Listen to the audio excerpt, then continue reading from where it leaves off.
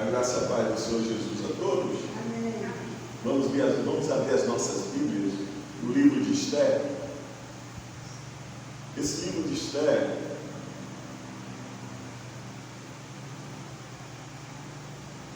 ele é um livro que é lido sistematicamente pelos judeus até hoje. Ele é um livro que é lido durante a festa do Purim, que foi o grande livramento que Deus deu ao seu povo enquanto eles estavam ali na Pérsia, sob o reinado do rei Assuero. Assuero e Xerxes são a mesma pessoa. Xerxes é o nome grego, Assuero é o nome hebraico do nome desse rei, o nome persa desse rei, que é um nome muito complicado. Então fiquemos com o nome hebraico dele, que é Assuero. Nós sabemos que o rei Ciro decretou que todos os judeus poderiam voltar da Babilônia para a Palestina, para Israel. Okay? Mas muitos não voltaram. Muitos permaneceram nas cidades persas, medo-persas, espalhados por todo o Império Medo-Persa. Okay? Aqui está um exemplo de muitos que não voltaram. Por exemplo, Mardoqueu, que é um nome persa, um tio, de Esther, que a adotou como filho. Mardoqueu é um nome persa de um judeu, cujo nome judeu não se sabe. Ok? Esther é o nome persa de Hadassa. Hadassa, que significa murta, uma planta determinada, uma plantinha típica daquela região. Okay? E nós conhecemos a história de Esther porque ela faz parte do canon da Bíblia hebraica, da Bíblia judaica. Está entre o canon do Velho Testamento, ok? Foi um livro difícil para fazer parte do canon. Por que foi um livro difícil? Porque em nenhum versículo desse livro, nos seus 10 capítulos, se fala explicitamente do nome de Deus. Se a gente procurar nesse livro, nesses 10 capítulos, a gente não vai encontrar menção nenhuma ao nome explícito de Deus. Mas Deus está contido em cada versículo do livro de Esther, através da sua providência. A providência de Deus relata a supremacia dele sobre todos os governos, sobre tudo e sobre todos. Amém? E a história começa com um banquete que o rei Assuero deu aos seus súditos, em especial aos seus nobres, em todas as suas províncias, juntamente com as suas satrapias, okay? Reuniu todos os governadores, todos os sátrapas, para uma reunião em Suzã, que era a capital do Império Medo-Persa nesse tempo. Tá? E esse banquete, ele foi um banquete que se prolongou por muitos dias. E houve um desentendimento entre Assuero e a sua esposa, a rainha Vasti. Ele convidou a rainha Vasti, depois de muitos dias do banquete, certamente, ele já estava muito embriagado, convidou Vasti, mas Vasti não quis ir. Ela decidiu não ir. Alguns tomam isso como uma atitude feminista, de mulher que estava se valorizando, porque essa mulher não gostaria de entrar na presença de homens que estavam bêbados, principalmente o seu marido, o rei. Mas particularmente eu não vou por esse viés. Ela foi desobediente. Ela poderia ter ido, poderia se colocar na posição de uma mulher digna, de uma mulher íntegra, e pronto, ela voltaria para os seus aposentos. Porque o que o rei queria demonstrar é a beleza da sua esposa, como a sua esposa era bela, como sua esposa era impetuosa, era majestosa, era esplêndida, né? E de fato o nome Vasti significa isso. Aí o rei foi perguntar aos seus conselheiros qual era a postura que ele deveria tomar frente àquela insubmissão da sua esposa. Aí eles, no capítulo 1, versículo 15, o rei questionou. Então os amigos do rei, né, os seus conselheiros, cujos nomes estão no versículo 14 do capítulo 1, né? Então questionou-lhes o rei, e questionou a esse conselho, né, desses homens: de acordo com a lei, qual deve ser a punição a ser imposta para a rainha Vasti, para não ter sido submisso à determinação do rei Xerxes, transmitida por intermédio dos oficiais? Então, primeiramente, Deus usa essa insubmissão de Vasti, porque, pelo que os historiadores relatam, é uma mulher muito perversa, essa Vasti, né? É uma mulher muito má, arrogante, presunçosa, ok? Deus usou essas características da personalidade de Vasti para poder dar início ao seu plano redentor para Israel, ok? Para aquelas pessoas do seu povo que estavam espalhados em todo o Império Medo-Persa. Então, aqui está a primeira providência de Deus. Gente, mesmo que as pessoas não queiram admitir, tudo e todos estão debaixo do governo de Deus. Deus, querendo ou não a humanidade que está aí, Deus realiza os seus propósitos. E quem pode impedir, amém? Então Deus usou essa característica da personalidade de Vasti. Então, o rei perguntou: por não ter sido submisso à determinação do rei Xerxes, transmitida por intermédio oficial.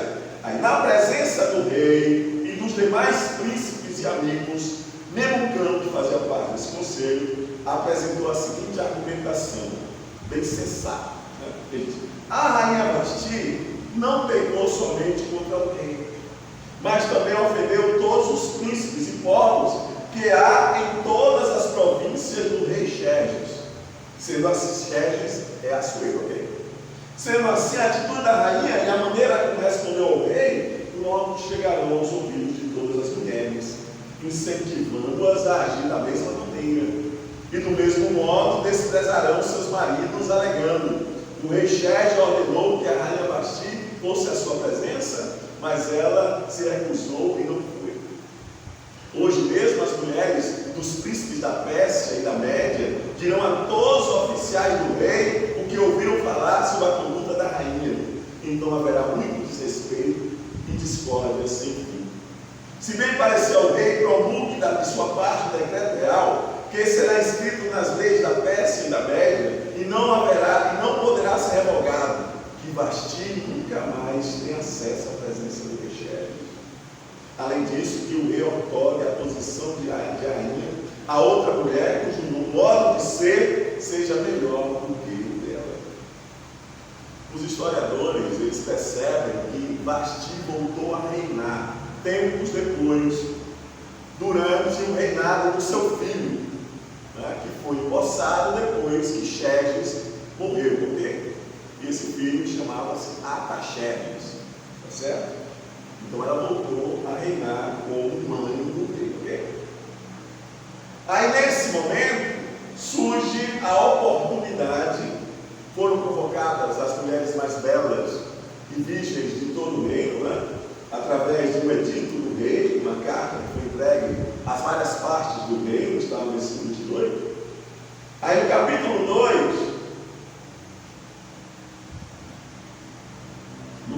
2, nós vemos versículo 8, certo? Assim que a ordem e o decreto do rei foram proclamados, muitas jovens virgens foram conduzidas para a cidade de Suzã e confiadas a Hegai,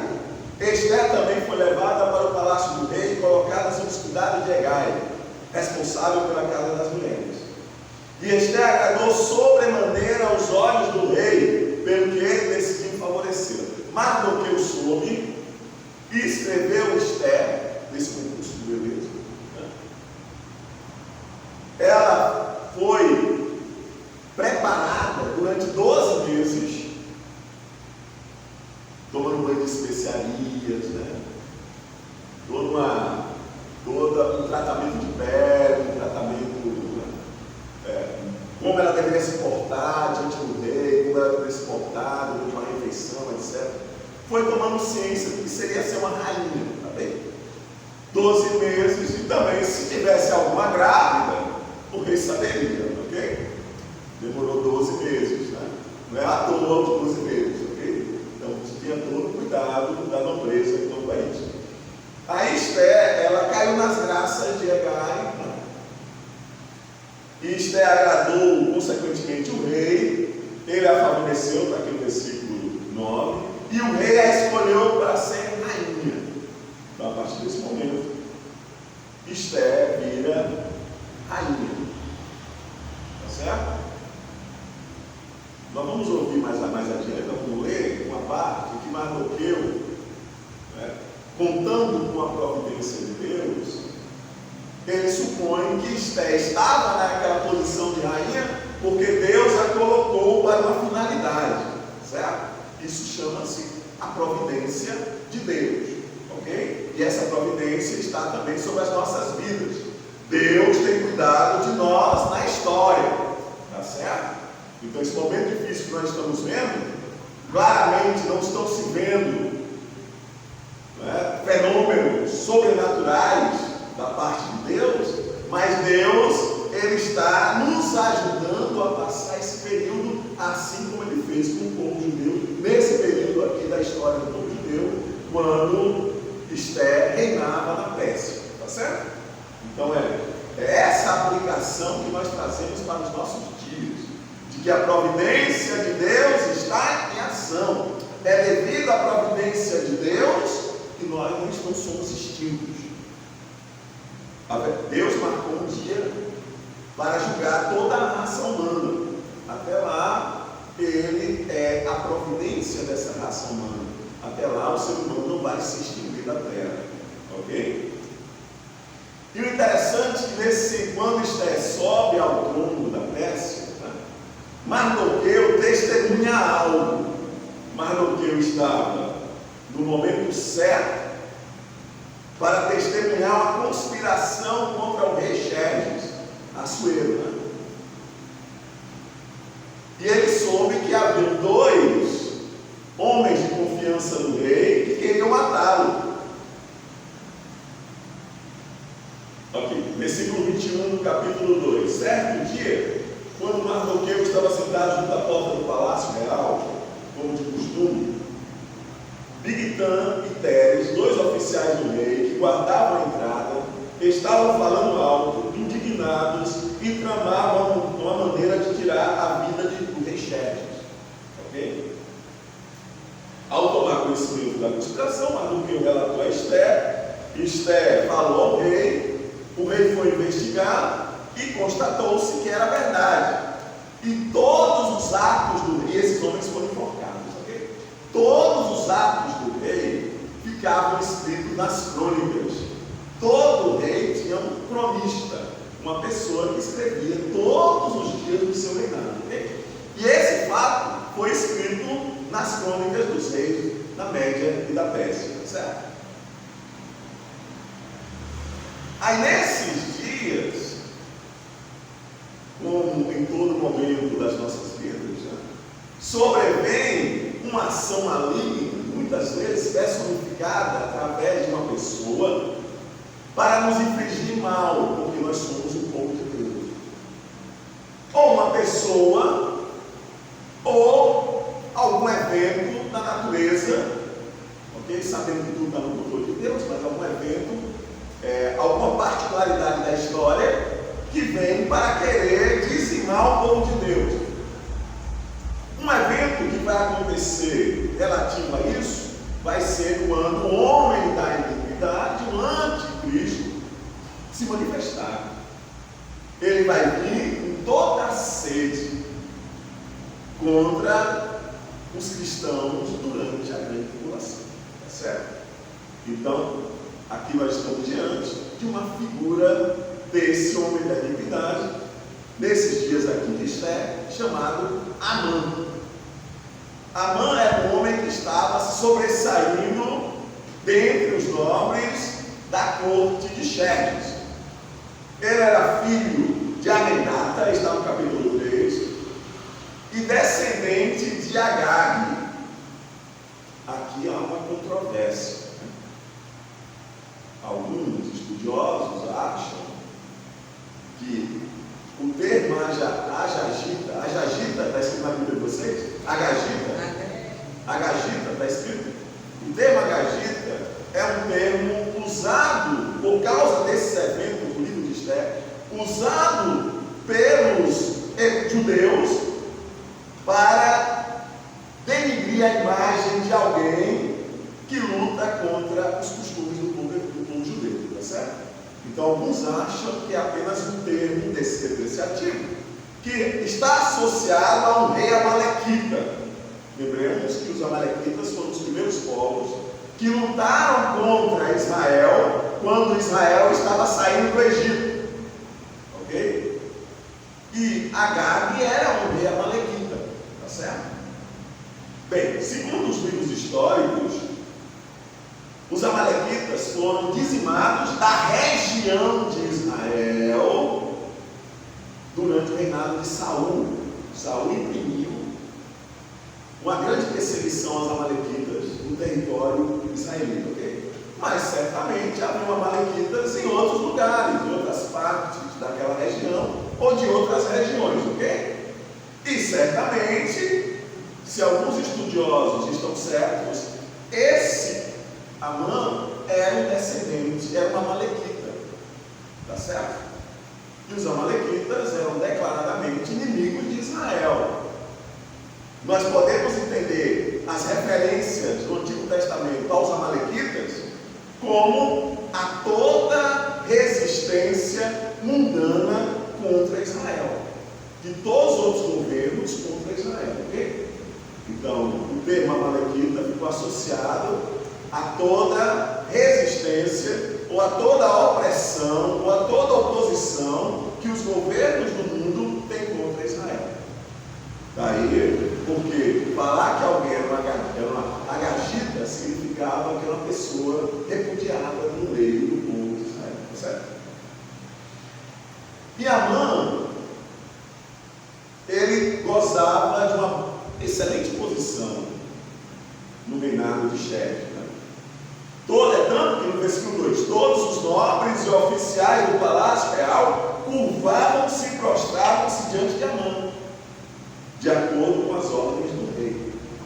Mas Mardoqueu não se curvava, não se prostrava. Né? Alguns perguntaram a Mardoqueu porque ele tinha aquela atitude, ele disse, não, eu sou judeu, e eu só me prostro, eu só me prostro e me curvo diante de Deus, do Deus de Israel. Okay? É uma atitude de Mardoqueu quanto à sua tradição, tá certo?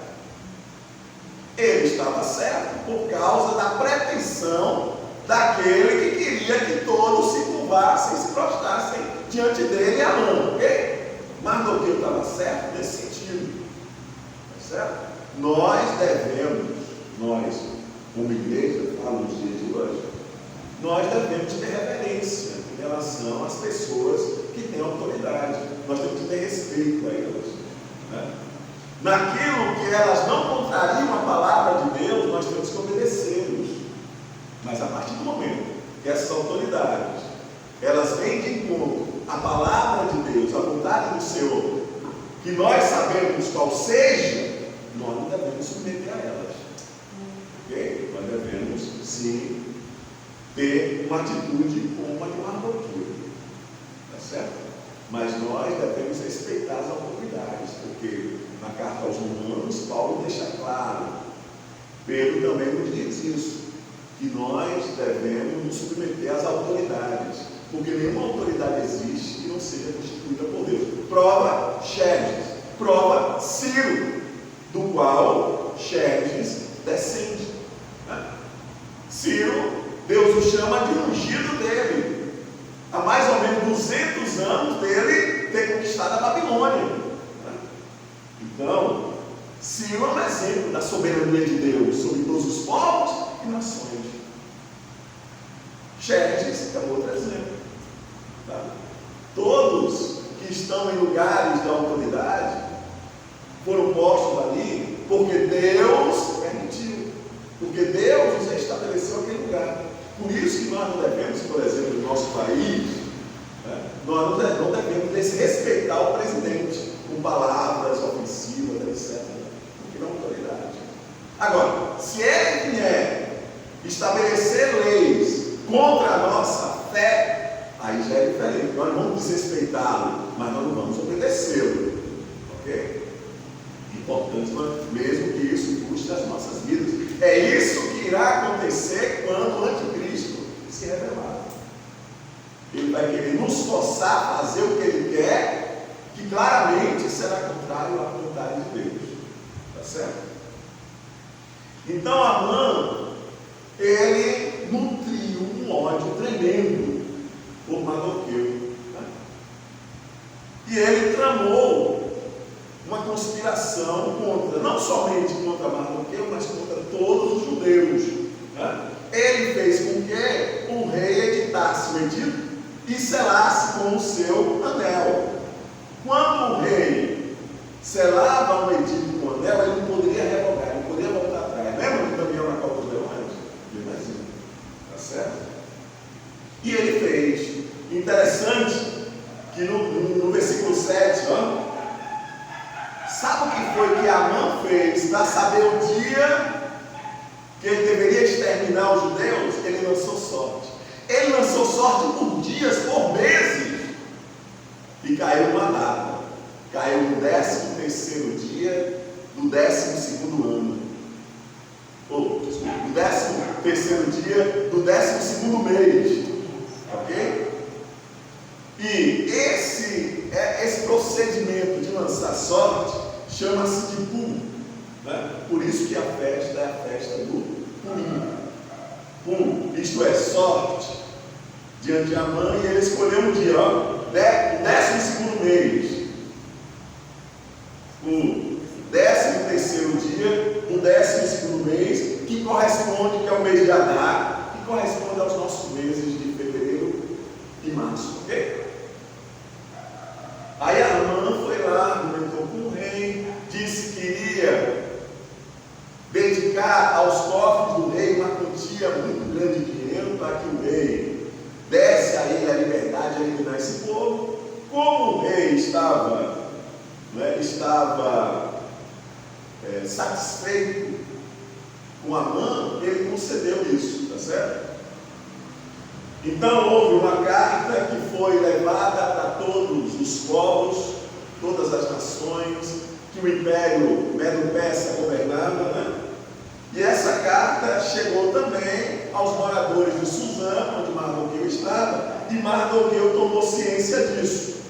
Ok, capítulo 4. Assim que Mardoqueu soube de tudo o que havia acontecido, como era o costume, rasgou as vestes, vestiu-se de pano de saco, cobriu-se de cinza, quer dizer, se humilhou na presença de Deus, e saiu pela cidade chorando e lamentando amargamente em alta voz. Esther soube disso. Ele ficou na porta do palácio, não poderia entrar, porque ninguém trajando pano de saco poderia entrar no palácio real. Ele ficou na porta. Esther mandou o seu criado e olhar o que estava acontecendo com Mardoqueu. Esther estava confinada no harém, na casa da rainha, melhor dizendo, tá? E aí o rapaz foi saber o que estava afligindo Mardoqueu.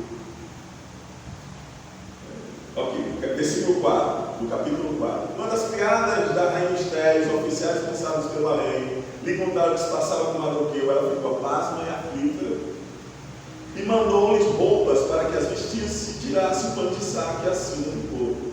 Todavia Mardoqueu não quis aceitá-las. Então Esther convocou Adar, um dos oficiais do rei, sacaram para servir, e deu-lhe ordens expressas para descobrir que estava atormentando Mardoqueu. Ele foi falar com Mardoqueu, versículo 6. Mardoqueu lhe contou tudo. Também lhe deu a cópia do decreto, versículo 8, ok? Para que mostrasse a Esther e explicasse o que estava acontecendo. Então ela orientou a transmitir a seguinte mensagem a Mardoqueu. Então, observe essa parte, ela é uma parte importantíssima do livro de Esther, ok? Então Esther mandou a seguinte orientação para Mardoqueu, versículo 11, do capítulo 4. Todos os oficiais do rei e o povo das províncias do império sabem que existe somente uma lei para qualquer homem ou mulher que se aproxime do rei, porque Mardoqueu havia dito a ela para conversar com o rei, para ver se o rei revogava o seu edito, né? E ela estava se justificando porque não poderia entrar na presença do rei. Ninguém poderia entrar na presença do rei de todo jeito, né? Ok? Assim como nós não podemos entrar na presença do Senhor de todo jeito. E por isso que nossas vidas estão continuamente consagradas a Deus, para que em toda e qualquer ocasião nós tenhamos acesso ao Rei. Ele vai dirigir o seu cetro de equidade, de justiça para nós, e nós vamos tocar no cetro, aí nós temos acesso ao Rei, ok? Esse era o costume, tá? Então, continuando. Que se aproxime do rei no pátio interno, sem que seja convocado diretamente por ele. Tal pessoa será morta, a não ser que o próprio rei estenda seu cetro de ouro para a pessoa, e mediante esse sinal lhe salve a vida. E eu não sou chamado à presença do rei há mais de 30 dias. Olha a resposta de Mardoqueu. Mardoqueu recebeu a carta e mandou adverti-la. Olha que resposta. Do homem de fé, do homem que confia na providência de Deus. Olha, Mardoqueu se desesperou quando soube do edito? Sim. Ele se desesperou, ele se humilhou na presença de Deus, mas ele sabia, Deus vai tomar providência. Deus vai vir em nosso socorro. A confiança, né? Ele disse assim: não imagines que somente por estares vivendo no palácio do rei serás a única a escapar da matança dos judeus. Lembremos, Esther não mencionou de que povo ela era. Providência de Deus também, amém? Mardoqueu a inscreveu no concurso como Esther. Esther era um nome persa. Ok? Que alguns dizem que significa estrela, e outros dizem que uma análise mais profunda, assim dizem ele, associa o nome Esther à deusa babilônica Istar. Eu não creio nisso. Mas nós devemos entender o seguinte: não importa o nome, né? Porque um nome persa, um nome hebraico, era imposto. Era imposto pelo regime naquela época, entende? Os medos e os persas, assim como Nabucodonosor mudou o nome de Daniel, Azarias, Misael, Ananias, né? Ok? Tinha esse costume de se mudar um nome para a sua língua, um nome característico da sua língua, ok? E foi o que aconteceu com Mardoqueu, que é um nome persa, e Esther, tá certo? Então, observaram a mensagem que Mardoqueu mandou de volta a Esther? Apesar de ninguém saber que você é judia, não pense que você vai escapar da matança, né? Porque ela mesma, quando visse os seus patrícios, aqueles do seu povo morrendo, ela iria mesmo dizer, né? Iria chegar a ela, ok? Primeiro, Mardoqueu era um judeu declarado. Como, né? Soubesse da ligação de Esther com Mardoqueu, já ia entender que ela também era judia. Tá certo? Ok. Porquanto, se calares nesse momento crucial, certamente socorro e salvação surgirão de outra parte para os judeus. Mas tu e a casa de teu pai, e os teus familiares, todos sereis aniquilados. Porque o edito era para matar todos os judeus do Império Medo-Persa. Ok? Quem sabe, e aqui isso é belíssimo, quem sabe se não foi para este dia, com a providência de Deus, que foste nomeada rainha da Pérsia. Ou seja, Será que não foi naquele? Você não está aí porque Deus colocou para esse momento? Isso é verdade. Então observe, não tem o nome de Deus em nenhum versículo desses 10 capítulos do livro de Esther. Mas Deus, não existe livro onde Deus está mais presente, porque os fatos históricos nos mostram a providência de Deus para preservar o seu povo. Amém? Assim como nesses dias. Confiemos em Deus. Confiemos plenamente em Deus. Deus pode usar as pessoas, ou Deus pode agir de forma sobrenatural. E também Ele pode fazer o que Ele quiser, porque Ele é um soberano. Mas Deus também pode estar agindo através das pessoas, através dos governos, através dos governantes também, através dos cientistas também. Não devemos invalidar a ciência. Os propósitos de muitos cientistas de ignorarem a existência de Deus, ok? Não os tornam menos hábeis para o seu serviço a Deus. Mesmo que eles não entendam, mesmo que eles não saibam o que eles estão fazendo, mas Deus está agindo através deles. E Deus fez isso durante toda a história da humanidade para preservar o homem na terra, até o dia que Ele já estabeleceu para ter um encontro com a humanidade. Ok? Então, o cientista que nega a existência de Deus, ele não está, se ele presta um serviço à humanidade, Deus está agindo através dele. Mesmo que ele não entenda, mesmo que ele não queira admitir. Okay? Mas Deus é o soberano. Louvado e agradecido seja o nome do Senhor. Aí Esther mandou a seguinte resposta a Mardoqueu. O jejum que Esther promoveu aqui, né, é muito diferente desse jejum que muitas pessoas querem instituir no Brasil nesses dias. Ok? Que se incluiu, parece que houve um dia de jejum nacional, não é isso? Esse jejum aqui é para preservar a descendência de Abraão. Esse jejum aqui era um jejum necessário, extremamente necessário, um jejum nacional. Todos os judeus que estavam na Média e na Pérsia, na região ali, combinada com Xerxes, eles fizeram jejum com o objetivo de preservar o povo, para que Deus preservasse o seu povo, ok? Entende a diferença? Jesus nasceu muitos séculos depois, tá certo? Jesus veio da linhagem de Davi, ok? Então não haveria porque houvesse ali, né? Apesar de que nós sabemos que muitos judeus voltaram para Israel, para Judá, ok? Voltaram para a sua terra natal. Mas aqui tinha uma parcela significativa do povo hebreu, do povo israelita, do povo judeu, certo? Então lá. Vai, ajunta todos os judeus que se acharem na cidade, na capital, Suzano, e jejuai por mim, e não comais, nem bebais por 3 dias, nem de noite, nem de dia. Eu e as minhas servas também jejuaremos.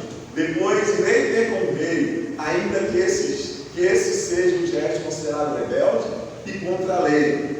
Se perecer, por isso, perecer. Ok? Deus, Ele responde quando o seu povo se humilha diante dele, quando o seu povo busca, não é?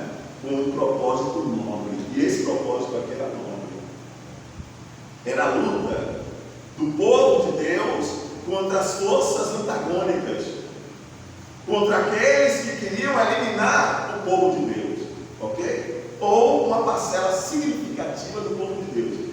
Existiam mais judeus morando na Média e na Pérsia do que retornaram para Jerusalém, ok? Existiram mais judeus. Olha, esses episódios aqui são episódios mais ou menos 30 anos antes de Neemias e Esdras e Neemias voltarem para Jerusalém, ok? Então o livro de Esther, ele está compreendido no período que os primeiros judeus voltaram para Jerusalém, ok? E da segunda leva de judeus que voltariam para Jerusalém, sob a liderança de Esdras e de Neemias, tá certo? Então Esther está nesse período aí, ok? esse livro certamente foi escrito muitos anos depois desse episódio, mais ou menos em 400. Alguns datam esse livro em 450 a.C. Tá certo? Ok, então fizeram esse jejum, Deus respondeu ao jejum. Por que nós sabemos que Deus respondeu ao jejum que eles fizeram? Porque Deus respondeu às súplicas, às orações deles, porque Xerxes atendeu Esther. Ok? Mas antes disso, vamos lá, capítulo 5, tá certo? Capítulo 5. Então, passaram-se 3 dias.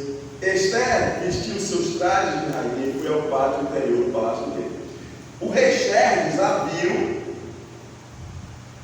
versículo 2, teve misericórdia dela, estendeu o cetro de ouro que tinha na mão em sinal de atenção.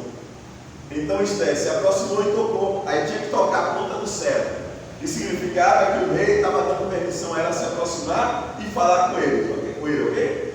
E ela disse, ele perguntou, que é o que tens aí, Esther? Diz-me, pois, o que desejas, e ainda que seja metade do meu reino, eu te darei. Metade do meu reino é uma expressão generosa, ok? Para que você pediu de novo, é isso que quer dizer, tá? Contudo, Esther lhe respondeu, se for do teu agrado, ó rei, venha comer hoje com a mão banquete que eu lhe preparei. Então ela convidou a mão, tá certo? Mas observe o que aconteceu, né? Nesse mesmo dia, então o rei imediatamente se libertou.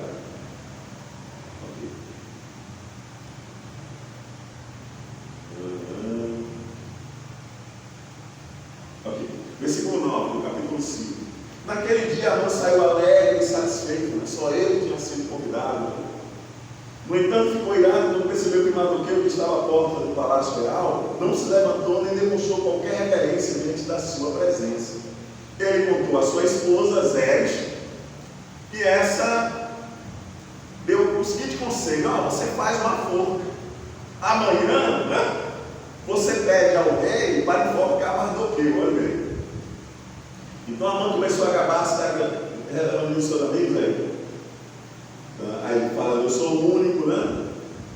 Aí diz, versículo 3, contudo não me darei completamente satisfeito enquanto vi aquele judeu sentado à porta do palácio. Então Zeres, sua esposa, todos os seus amigos, me deram o seguinte conselho: agora, manda fazer uma forca alta, você está aqui a tanta altura, com mais de 20 metros de altura, e logo pela manhã peça ao rei que Mardoqueu seja sumariamente enforcado nela. Sabe o que aconteceu nessa noite? O rei perdeu o sono. O rei perdeu o sono. Olha a providência de Deus. O rei perdeu o sono e foi ler suas crônicas. E caiu justamente no episódio que Mardoqueu delata 2 dos seus oficiais que queriam matá-lo. Aí ele perguntou, o que foi feito a Mardoqueu? Alguém o agraciou? Alguém o favoreceu por causa, né, desse benefício que ele fez a mim? Aí não, ninguém fez isso. Aí Amã amanheceu lá, logo cedinho, Amã doido para ver Mardoqueu enforcado. Aí quando Amã se aproxima, capítulo 6,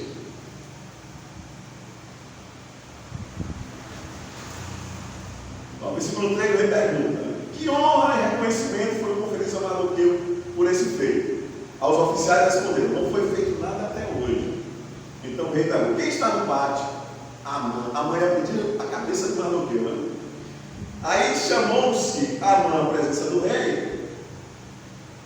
Aí o rei pergunta o seguinte a Amã. Por essa razão deu a seguinte resposta ao rei. O rei perguntou a Amã, caro Amã, versículo 6, capítulo 6. O que se deve fazer a um homem a quem o rei tem a alegria de honrar? Amã pensava que era ele. Olha a arrogância, a presunção, né? Ele pensou que era ele o homem.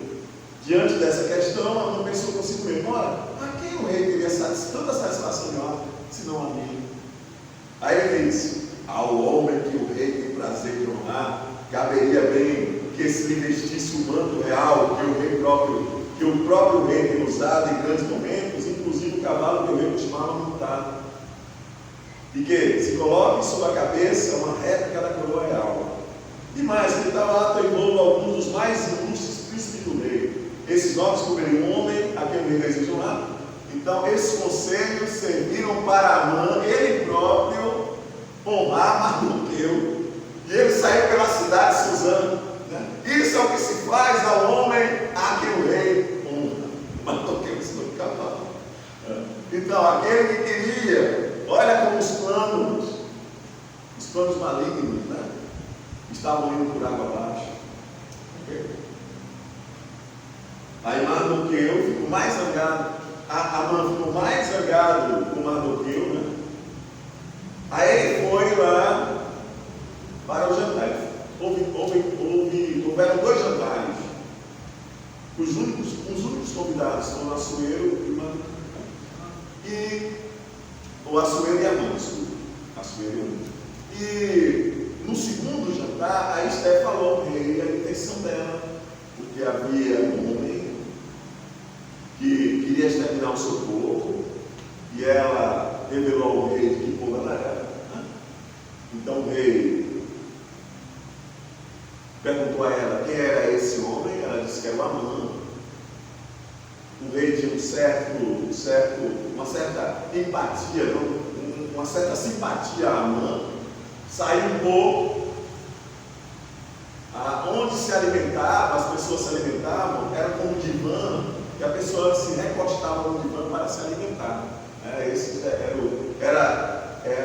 o móvel que se usava para fazer refeições. E Amã, Mardoqueu não se prostrou nesse curvou diante de Amã. Mas Amã se curvou, se prostrou diante de Esther. Então, quando o rei voltou, ele viu aquela cena como se Amã tivesse se insinuando para Esther. Como se Amã tivesse sobre ela para forçá-la a fazer alguma coisa. Então, o rei imediatamente mandou enforcar Amã. E Amã foi morto na mesma forca que fez para Mardoqueu. Então, a providência de Deus. Mas não acaba aí não. E não somente, né? Então Amã foi morto na mesma forca que ele fez. Ele havia feito no intuito de matar Amã. Mas não para aí não. E o edito? Havia a sentença de morte sobre os judeus. Mas não poderia ser revogado por causa da tradição, por causa, né, que uma vez no edito selado pelo anel do rei, não poderia ser revogado. Mas o rei permitiu a Mardoqueu e Esther que fizessem um novo edito, no qual os judeus poderiam se defender. E assim foi feito. E os judeus mataram muitos que se levantaram para matá-los. Ok? Na cidade de Suzã foram mortos muitos. E Esther pediu ao rei que estendesse o edito por mais um dia. Então, o 13º dia, o 12º mês, ok? Os judeus poderiam se defender até o 14º. Aí no 14º foram mortos. Os 10 filhos de Amã foram mortos, foram enforcados. E se ouviu no palácio declarações de que o povo judeu tinha vencido em todas as regiões do reino.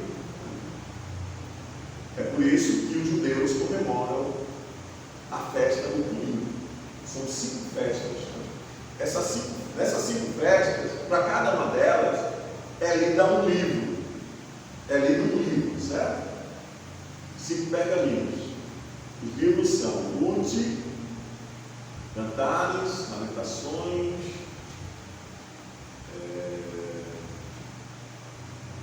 esse de Esther, está faltando um livro. São lidos 5 livros, são 5 pergaminhos, tá? Chamado de Megilot, em hebraico. Os 5 Megilot. E um desses livros, que é lido, é o livro de Esther na festa de Purim. Tá certo? E aí os judeus até hoje, eles fazem isso. Do 13º ao 15º dia, porque se estendeu até o 15º dia, a pedido novamente de Esther. Muitos judeus também, no 15º dia, continuaram a imprimir, né, aos seus opressores, aos seus inimigos.